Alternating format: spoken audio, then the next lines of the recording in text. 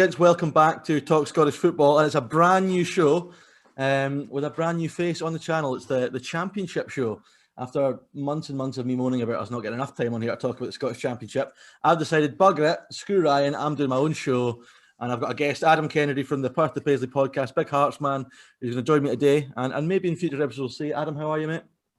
I'm very well, thank you, Dave. Yourself? Yeah, spot on, man, spot on. So, I'll tell you what, I'm going to give you the floor a little bit. Give the people a wee bit of insight to you, what you do in terms of journalistic work and all the rest of it, and a bit of your background as a Hearts fan. No pressure then. I attended my first Hearts game at 4 years old, so I've been going since 2002. So yeah, quite the roller coaster ride in that time. But yeah, basically in terms of my sort of journalistic work, I've got my Hearts podcast. And alternatively, I preview Scottish Premiership matches for WhoScored.com as well. So, and I've done sort of bits and bobs for a couple of sites and whatever, obviously, prior to that as well. So, yeah. Spot on. I love how immediately I've asked you what you do, and we're talking about the Scottish Premiership before we even dive down at the Championship stuff, which is probably not the best start for this show. But yeah, let's kick off. Obviously, I'll leave all Adam's links in the comments to his, in the description to his Twitter and his podcast and all the rest of it. But let's kick off with Tuesday night. Let's kick off with Starks Park, Raith Rovers 0, Hearts 4. I couldn't believe it, to be honest. I mean, after the weekend, you must have been a bit nervous with that game. Yeah, absolutely. That certainly makes two of us. I think the most pleasing thing for me with regards to midweek is the fact that Hearts have kept a clean sheet. Because, listen, the fans can blame sort of the SPFL and the SFA for the demotion, but there was a reason as to why we were where we were in the Premiership, and that was obviously cheap goals being conceded on a regular basis. And yeah, I think that sort of hasn't stopped this season. So as great as we've been offensively, the fact that we've managed to tighten up defensively midweek, not even allowing Rovers a shot on target. I know the red card obviously has a bearing on the game to an extent, but yeah, very, very pleasing from a defensive aspect, certainly. In terms of, obviously the red card you said was a big impact, but apart from that, I didn't see the game, but apart from that, was that the main thing, or was there, apart from the defensive stuff, was that the main thing they tightened up on? Just not being so sloppy at the back when you look at compared to the weekend. I'd say so, but then even when it was 11, I mean, it was 2-0. We were 2-0 up when it was 11 versus 11. So the fact that we've obviously managed, I think, getting off to a good start's so important for us, and ultimately the weekend was anything but that. Obviously, going behind after 5 minutes. And then it just got worse and worse, well, certainly defensively as time went on. And then it ultimately proved too little too late with clawing back into the game. So, yeah, it's certainly, I'm left much more pleased after Tuesday night, after Saturday, certainly. Yeah, and another big story from Tuesday night, new signing off to a flyer. Right, give me a hand here with how you pronounce his name, because I don't have a Scooby. I don't think the majority of Hearts fans do either, mate, to be honest. I've been told that it's Armand Nandwile. Nandwile, right, okay. I'm going to have to make that stick, because it looks like he's going to be a big player. Got off to a flying start on Tuesday night. He certainly did. If that's, what he can contribute in half an hour, then I'm left encouraged. But I think I've known over the years to kind of take it easy with players that look good in maroon initially. So we'll just put a wee air on caution for that. You touched on it earlier, and it's one thing that I was meaning to ask you when we started this, because it's something that I think fans of other clubs are kind of a bit interested in. Are Hearts fans still raging? Are you all just still pissed off? Or is there an element of, we've just got to deal with it now? Or is the support kind of divided with the ones who are still absolutely fuming and the ones that are like, right, we are where we are, let's just get on with it? I think there's probably aspects of both, to be honest. There's no definitive answer. I think... Do you know what's funny? I think as we're picking up points, folk are gradually forgetting about the summer more and more, if that makes sense. Yeah. It seems to kind of just be put onto the back burner, so we'll see. Yeah, I suppose, yeah, if you're going to a bad run, it'll be the torches will be out again. But and just another quick thing in terms of, obviously, I don't imagine you'll have spent a great deal of time watching the Championship that in depth, over the last couple of years since you guys have been out of it. But just in terms of, obviously, last time Hearts won the Championship, he's absolutely pissed it. I mean, what a side that was to watch. And obviously that year, there was big names in the league with Rangers and Hibs. But in terms of, from you, looking at Hearts games this season, the opposition, in terms of the quality, Is it better than it was? Is it worse than it was? Is it thereabouts? Or is the fact maybe that then you were flying so much, it was a bit of a breeze. Now there's been a few bumps in the road. Basically, what's your opinion on the championship in terms of how it's changed since last time you guys were in it? It's a good question. I think it was a perceived trickier challenge in 14-15. Yeah. But listen, I think there's quality through all the sides, to be honest. Even if it is just sort of a couple players per team. Obviously, we're going to touch on the pars later on, I'd imagine. You lot have strengthened really well. So, listen, I think there is quality. I think you need only look at some of Dundee's team as well. You know, most of it is our Premiership names. Yeah. And I'd imagine we'll talk about sort of the media darling of the league and Charlie Adam, who is, of course, you know, I don't want to be too disrespectful here, but he is leaps and bounds ahead of this league. I still think he could do a job in the top tier. So, it's a good question. I'm not sure whether I've got a definite answer. I'd say it was probably a perceived trickier challenge back then. But if you do a comparison, we've conceded more goals at this stage of the season than we did then. So maybe the opposition has strengthened. I don't know. Yeah, it's a decent debate for sure. It's something that I always say to Ryan when we do shows that the Championship, for me, is the best league in the country because anyone could beat anyone. And you look at Alloa, who have had a shocking start to the season, but I mean they've caused you boys problems this year. I mean the sides in this leagues that can take points off everyone. I mean Dunfermline have lost one game this season, and it was at home to Morton, who just lost their manager and were struggling down the bottom. Since then, they've gotten a magic run and are now up looking at the playoffs. It's just unbelievable the way this league works. So, yeah, that's why I'm excited to cover it all in the show because there's always a talking point in the Championship. I was going to say exactly that, mate, because I even look at Inverness, who have obviously had sort of disruption with COVID and call-offs.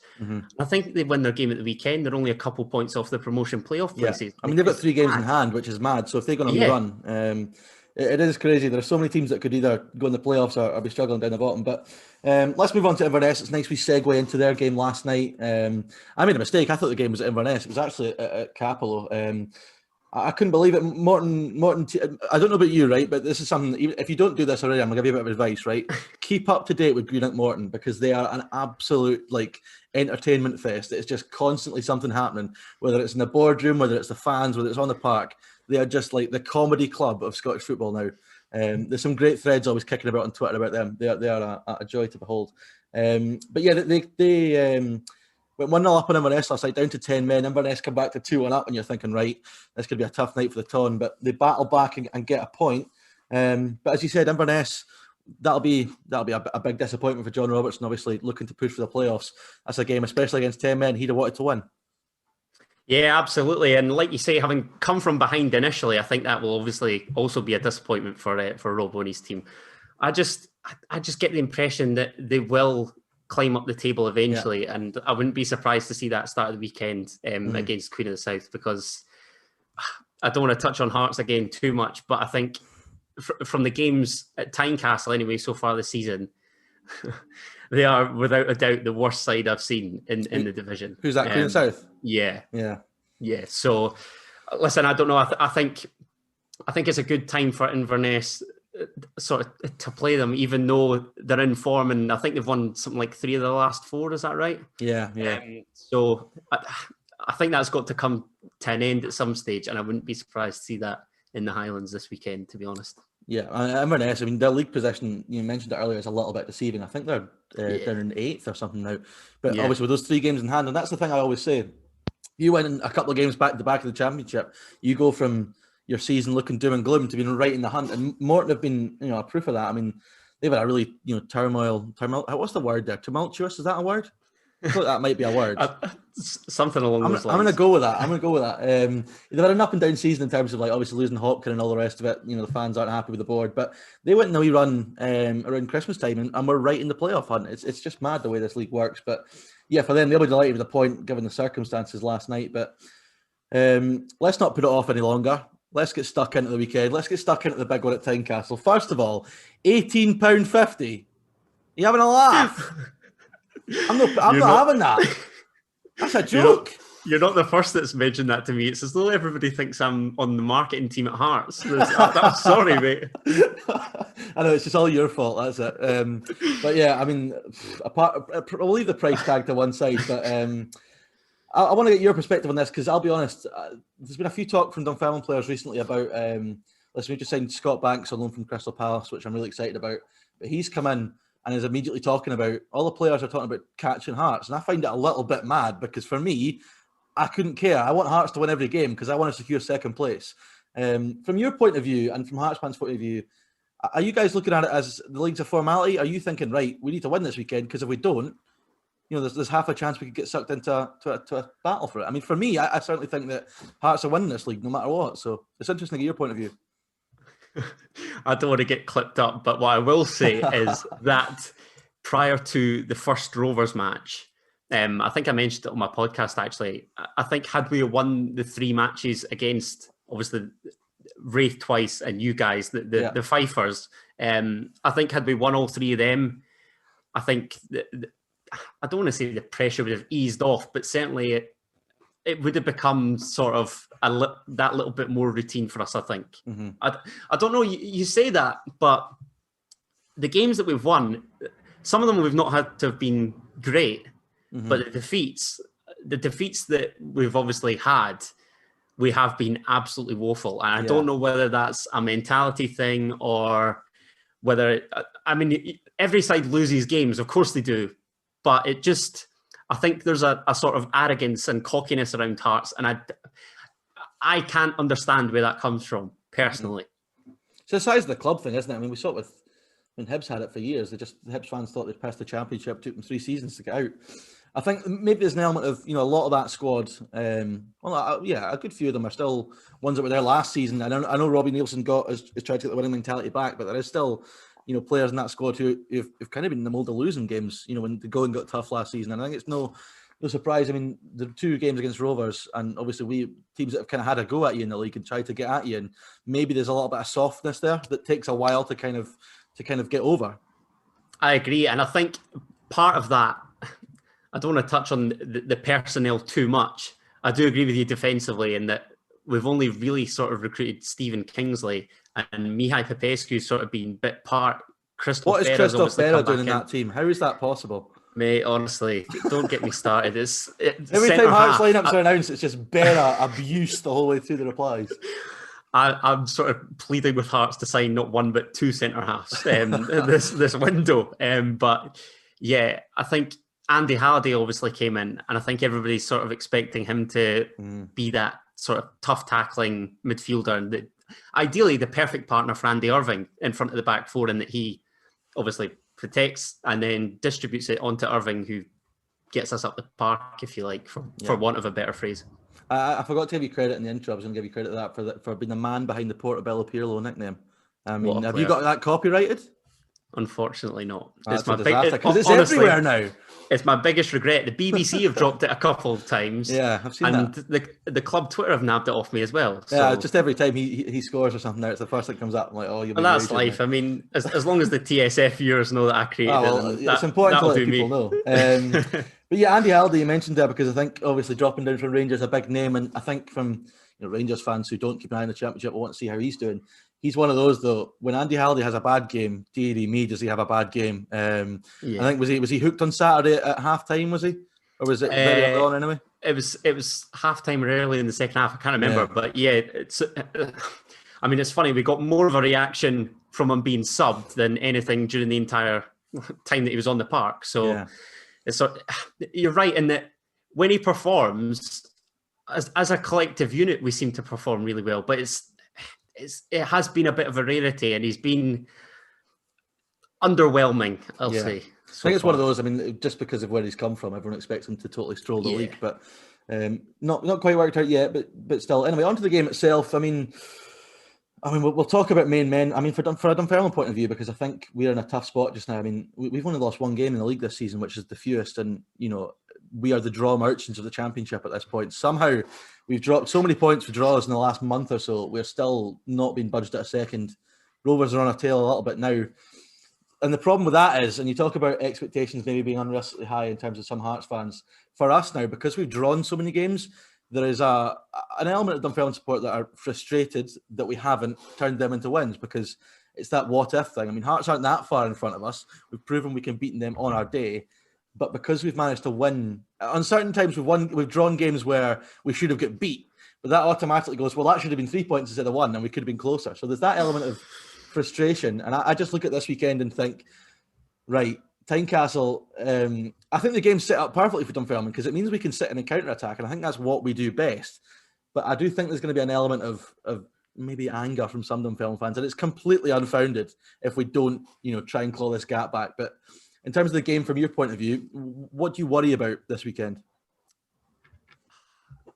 I worry about us not learning from previous mistakes. I think the Dom Thomas Ewan Murray connection was highlighted amongst various media sources prior to the game at East End, and yet Dom Thomas obviously grabbed the first, and the second is a Ewan Murray header from a Dom Thomas corner. So, listen, I think there are threats for us that we need to be wary of. But I was going to ask you actually, because I obviously noticed your piece regarding sort of the attacking elements of the Pars. What are you hoping to see? Are you hoping for like 2 up top, or maybe? Honestly, this is the tough thing, because yes, normally, like if it was a run-of-the-mill league game, absolutely change it, go 2 up top, try and get some goals. But obviously, tiny. You mentioned Dom Thomas, but I mean, I think since that game, he's kind of been off the boil a little bit. Murray's not scoring from set pieces as much. That kind of thing's over. We've kind of struggled to find the back of the net. And, it's not like when we are creating enough chances to win games, we're just not taking them. And normally I'd say, right, let's change it. Let's get O'Hara back in the team. Let's go 2 up top. But I actually, weirdly enough, think that if we set up the way we have been doing, the sort of 4-2-3-1 kind of thing, Whittaker just sitting, Turner and Wilson ahead, and Down Thomas getting close to McManus, that kind of works perfectly in terms of the counter-attack. I mean, McManus is such a threat.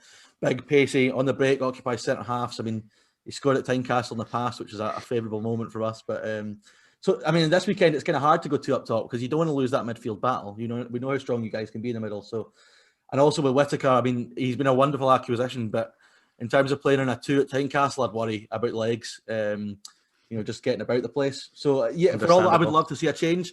This weekend, I think we just kind of do what we have been doing in terms of these bigger games, but it's going to be set pieces and counter-attacks for us. And I think that probably is why I think we've got, a reasonable chance of getting something from the game, just because if you're going to hurt Hearts, it's probably going to be at set pieces or on the counter. That ball in behind Berra can kind of, you get him turned, then he's like stuck in the mud, isn't he? So, there's half a chance of hurting you there. But I have to say, with the new boy scoring midweek, I'm a little bit nervous about him becoming a star.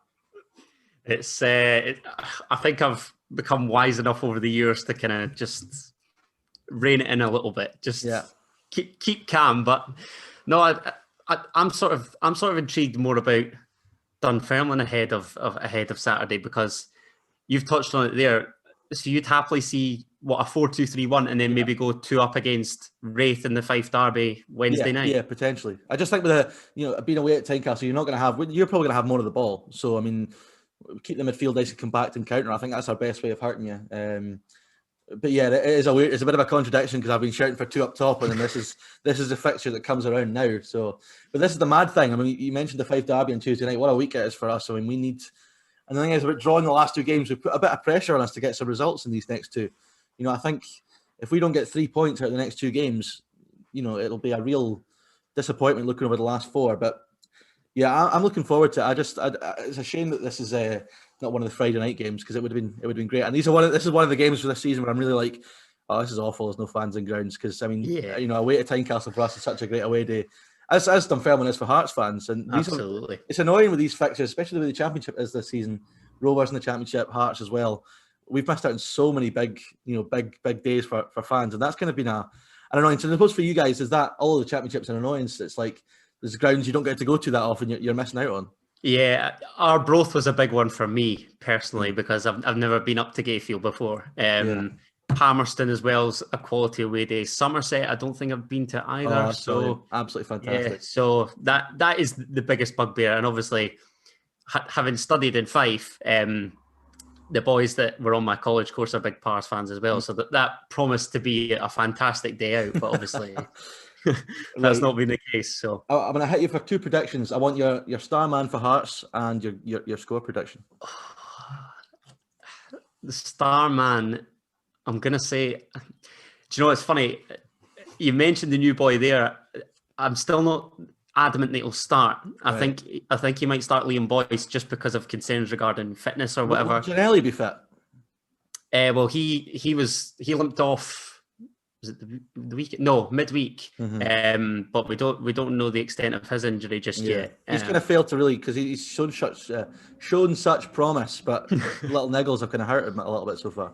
Yeah, he seems to only kind of be around for a quarter of an hour at a time, which is quite frustrating. But I'll say Liam Boyce. And what was the second question? Score prediction? Score prediction, yes. Oh. You've got to back your team. You've got to back your team. I fancy Hearts by a 2-goal margin, but I feel like you will score because 2-goal margin. Oof. Just because we are still pretty woeful defensively. Okay, so what are you thinking? 3-1? I'll go 3-1. Yeah. Okay, I like it. Right. I mean, Starman for me. Deary me. Stephen Whittaker and 0-0. I'd absolutely bite your hand off for that. Just a rubbish game in which Whittaker bosses it in the middle would make me very happy. The boyhood Jambo himself. Yeah, of course. I mean, him and Naismith had a good wee battle in that Friday night game. Yeah, they did. So that's going to be interesting. I'm looking forward to whether I'll stump up the 1850 or whether it'll be a he's goal job. I haven't quite decided yet. Scandalous prices, mate. I wouldn't blame you if you didn't. I'm guessing that's just because to make it worthwhile for season ticket holders, they're going to have to put the pay-per-view up. Is that kind of the reasoning behind it? I mean, I guess so. I think Hearts get away with charging it just because they can, and I don't know.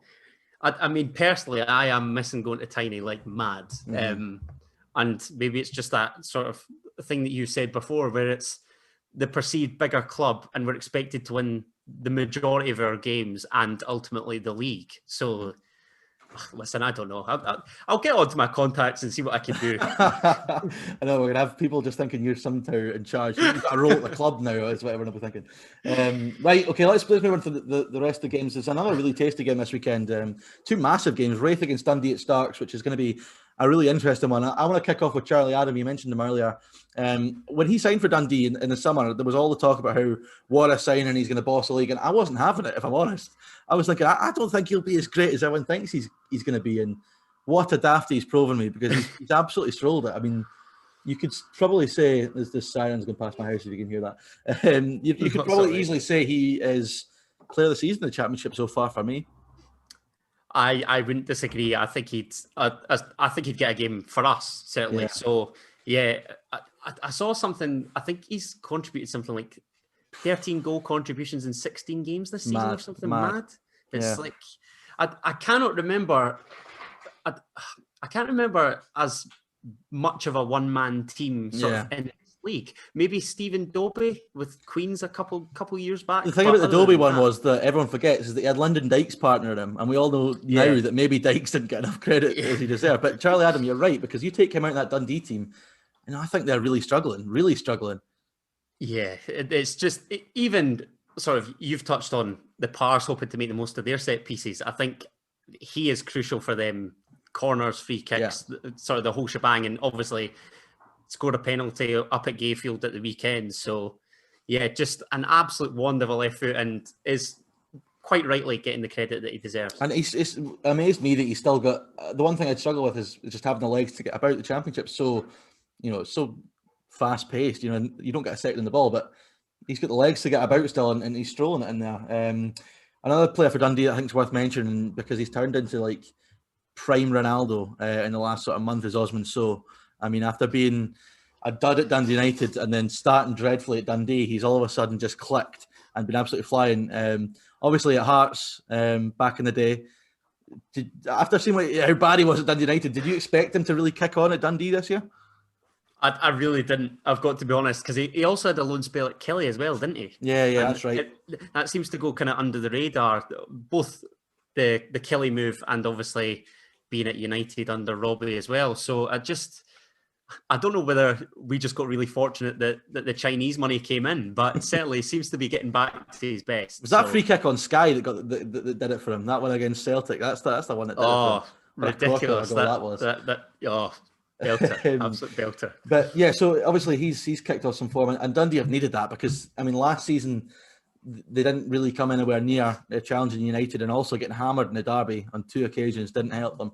How James McPake kept his job after that, I was amazed. And you know, a couple of months into this season, I thought he was going to be one for the chop, really. But I mean, they've put a wee run together, and now they'll be hoping to hopefully catch you guys. I think, to be honest, they'll probably have more aspirations of catching you guys than we do in terms of just the expectation that the fans have got. Whether that's realistic or not, I don't know. But Raith have been the surprise package this season, and they play great football. So that's going to be a really good game, and another one that kind of should be on the TV. I'd have thought this weekend. Yeah, I mean, as much as I thought we were dreadful at the weekend, I thought Rovers were good. There's something I really like about them. I think it's sort of this kind of, I don't know, there's no real expectations, and I think they've exceeded everybody's expectations as a result. It's like the young team are given like a license to play, really. Mm-hmm. I don't know. I can't quite put. There's a real bravery of them in terms of, I know Hendry gets sent off on midweek, but he's been so good. Dylan Tate's been brilliant. There's real bravery of those guys in midfield, especially to kind of get on the ball and play. And you've got big fellas up front like Ugo and Dooku, who are an absolute nightmare for defenders. But yeah, they have been a joy to watch, and I think obviously Kai Kennedy there as well is only going to add to that. What a player he is! Obviously, an outstanding performance at Tynecastle last weekend. But for Dundee now, although it's away from home, it's another game that James McPake kind of has to win. I mean, he needs to start putting together big results if he wants to sort of get up and challenge Hearts, because their poor start leaves them quite a bit off.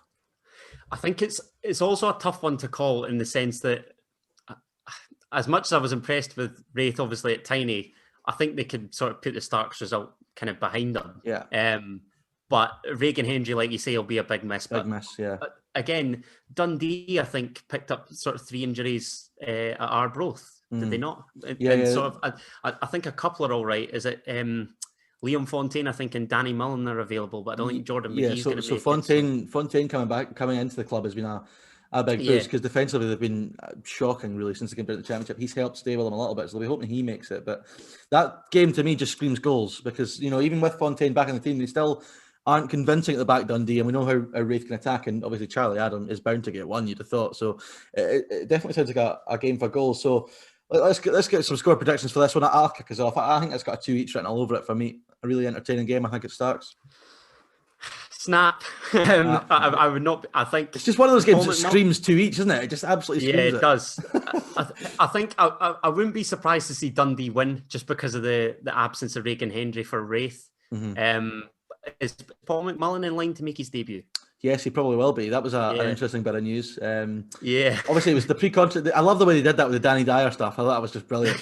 And then that got done early on. So that's he'll do really well for them. And if they can get him playing as soon as he'll be another option. But yeah, he probably will make his debut, I'd imagine. So what did 2 each as well for you then? Right. Okay. Let's move on. There's a couple other really interesting games. Sorry, it's not fair. That's absolutely fair enough. Let's just hope we're both right. Right, Inverness, Queen of the South. I think it's a really interesting game for a number of reasons. One, you mentioned earlier, Queen's the worst team you've seen this season. I, since pre-season, have tipped them to go down and haven't yet changed my mind. But what a run they've been on recently. Connor Shields has been absolutely unbelievable. What a revelation. And they go to Inverness, who, I know they've got loads of games, in hand, which we've covered, but haven't set the header alight really when they have played. So if you're Alan Johnson going up to Inverness, you're thinking, right, if we can get a point up here, that's another point closer to survival, really. Do you expect Inverness to get back to winning ways, or can Queens kind of keep up that good form?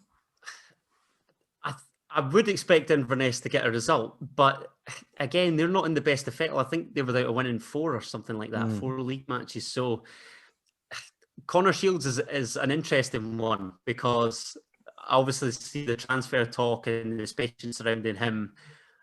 I think at this moment in time, should they lose him in this window, I can see them being dragged into that sort of relegation dogfight with the part-timers. But I just fancy Inverness. I think John Robertson is a vastly underestimated manager. I've said it before. I think he's the Scottish best manager in the league for me. So I wouldn't. I'd have him over. I love Nielsen Robbie, personally. but I wouldn't disagree, mate. I think he's brilliant, Robbo. What a job he's done. And he's always got to. He's never got money to work with since he's been at Inverness, and he's always had to bring through young talent, and ends up losing his best players.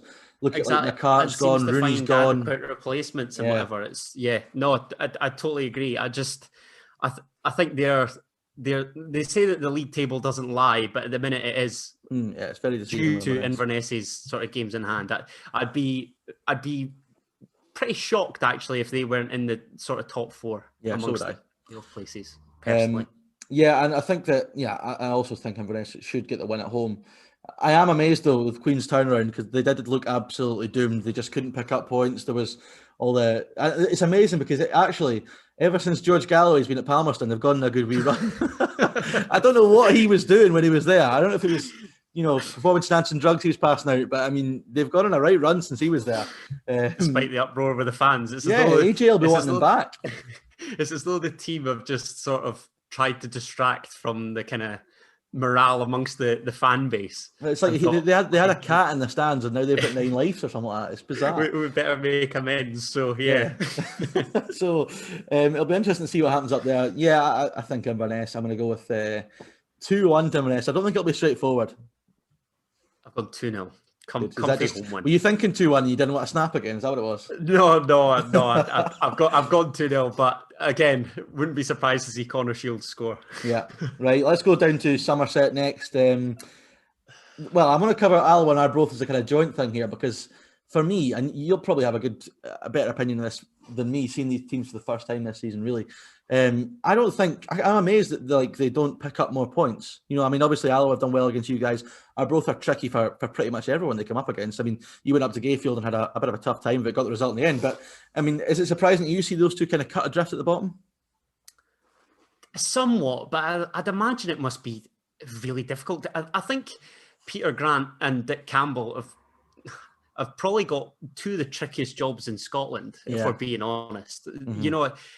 Part-timers up against clubs and players that are full-time. I don't really know what they can expect. Obviously, Arbroath were brilliant before the season was curtailed last campaign. They finished above Dunfermline last season. I was going to say, did they not sneak into like 4th or 5th or something? 5th, I think they finished in, yeah. Yeah. So, I don't know. But Arbroath have kind of... I expected more because the game that we played them up at Gayfield, I think, was about the second fixture of the season. Mm-hmm. And obviously, having kept it tight as they did for so long, I thought maybe I mean, they really could have sneaked a point in that game, from what I remember. They could have sneaked a point. And they should have. Yeah. They should have, mate. Yeah, definitely. I think Chris Dillon was denied with a fantastic save from Craig Gordon. And yeah, I've been left kind of underwhelmed a little bit by Arbroath so far this season. Alloa, obviously, you've touched on the defeat in the bet, Fred, so thanks for that. But yeah, no, that was another one where it was kind of comfortable at Tiny, but I don't know. It's always trickier. I don't mean to sound kind of. Are you going to come out with a plastic park stuff here? Is that what it is? Yeah, I am. I didn't want to, I thought, but I'm going to have to say it might make a little. It's not even just the surface at Alloa. It's such a narrow park. It's difficult to kind of play any football on it. It's rich coming from obviously a Hearts fan playing at Tynecastle, but it is tight. But yeah, I don't know. I think away from home, they are kind of. They ought to tighten up a little bit more. I respect them kind of playing out from the back as often as they do.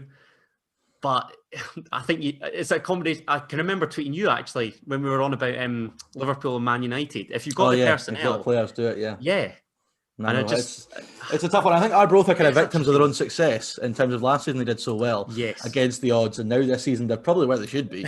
And it's just because of how well they did last season that they'll expect to be higher. Dick Campbell himself, we know what he's like. He'll be expecting to be higher up the league as well. It is going to be a right dogfight between those two. I mean, I can't see either of them, slipping away from each other. I think even if one of them goes on a run, the other one will find something and go on a run as well. And Alloa and Arbroath have tended to do that, where they'll look doomed and they'll go and win 3 games at the bounce. It's kind of surprising. But yeah, Ayr are a team as well who I think if we talked pre-season about teams for the playoffs at the top end, Ayr would obviously be in the conversation. I thought they recruited really well in the summer. Cammy Smith, Tom Walsh, Zanata come in, looked really, really good. Obviously, though, losing Alan Forrest, Stephen Kelly were big misses for them. But, they've kind of, spluttered their way through recently. At home to Alloa, it's got to be 3 points for Ayr. I mean, if you're Mark Kerr, you kind of need that big time. I think so, but it's funny, they haven't actually won in the league since the reverse fixture at the indoor drill, Wow. which was quite the start. I was obviously looking at. I think it was like the first week of December or something. Mm-hmm. And it seems to be, I think it's 3 draws and 3 defeats in the 6 matches since. So, in definite need of a win if they're to have. Yeah. If they're to assert their kind of playoff aspirations, definitely. I mean, they definitely could have won the game at East End last weekend, 0-0, as most Dunfermline games seem to be now. But they had a massive chance. Michael Moffat probably should have scored, and then 3 points there might have kickstarted their season. They're a sort of team that I think, I said it, something I think about Inverness as well. They're kind of quietly going a wee run now, Inverness. With the games in hand, you won't see them climb up the table immediately, but they slowly will. I think Ayr are another team who could go on a wee run just now. But I mean, that top 4 is going to be so tight because I think, you've got Dunfermline, Inverness, Dundee, Hearts, Ayr, Morton, even if they go on a run, could maybe potentially, there's real sort of room for manoeuvre up there. But I think for Alloa and Arbroath now, any point's a bonus. I mean, a point for Peter Grant, he'd be absolutely delighted with this one. Particularly away from home, like I say, I think their game plan does alter that little bit, which again you can't blame them for. So I'm not expecting a classic at Somerset. I've got to be honest. No, and it's not. I remember, I did press at Dunfermline Alloa game last year, and Peter Grant had said that I think they got a point that day, and he said that they had a squad of like 16 at the time. They had players that injured, and they couldn't fill the bench. And he said it's mental that. One of the things he said was that there's not many players could get into his team, and it's a weird thing to say for someone who's like managing a team at the bottom. But I think his kind of point was you've kind of got to be willing to be able to play anywhere, to run like fuck the whole game, and kind of just do absolutely everything to scrape every point. And they've got that mentality at Alloa where they're like from day one, it's like survival every season. I mean, they know fine well they're probably not going to do any better than that. So they're a bit like Hamilton in the top tiers, and I can't see them going down. But it's going to be a mad relegation fight this season, and that's another. There's not one club in the Championship this season that don't have something they can either lose or achieve between now and the end of the season. It's just amazing. Yeah, I'd probably go along with that. But then you touched on Morton. I think they're the kind of bipolar side in the division. But do you not think if they lost 3 games in the bounce, they'd be in trouble? Well, because they were in trouble pre-Christmas. So. but I'm still adamant that there's 3 worse teams than them in the league. Yeah. So.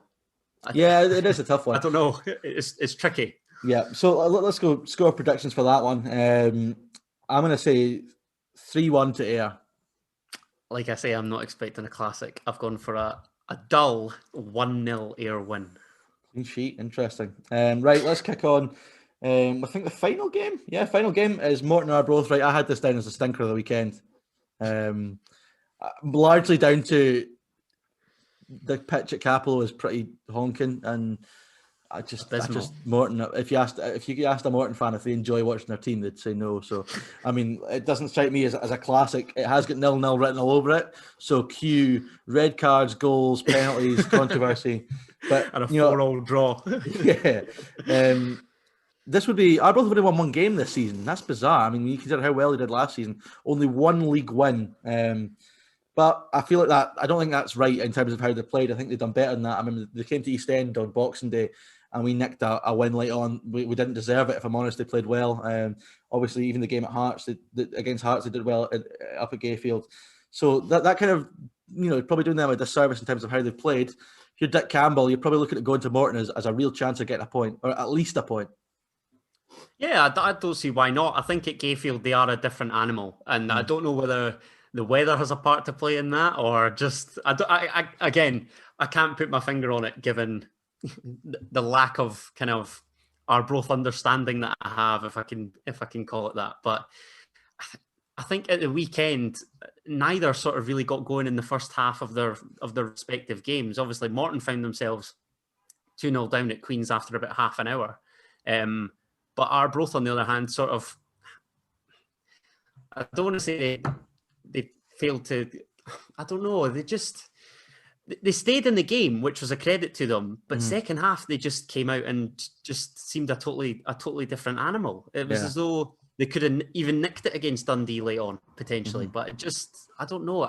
I'm really not too sure what to expect from this one, because Arbroath have underwhelmed, given I'd obviously seen their exploits last season.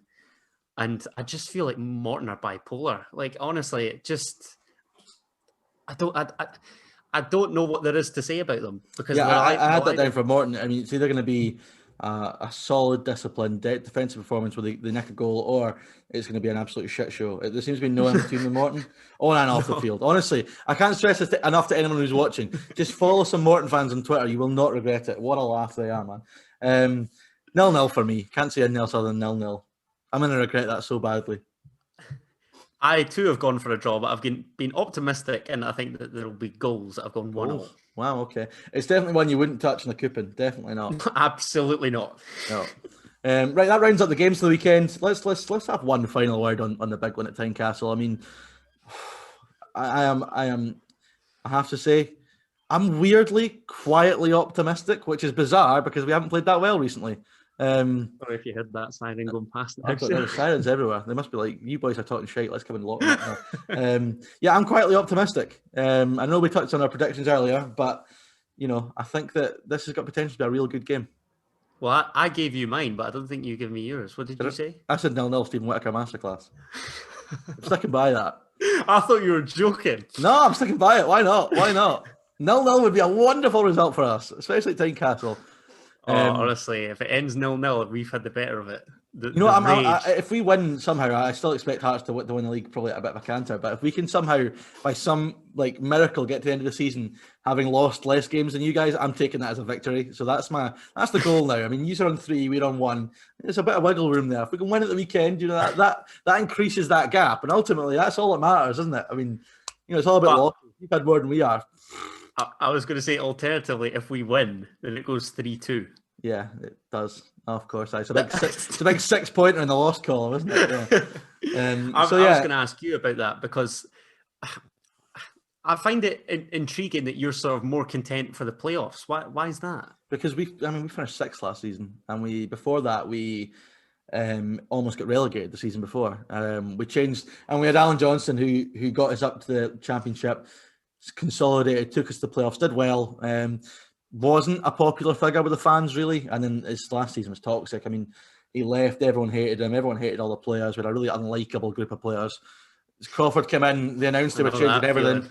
We were changing the approach, we were changing the transfer strategy.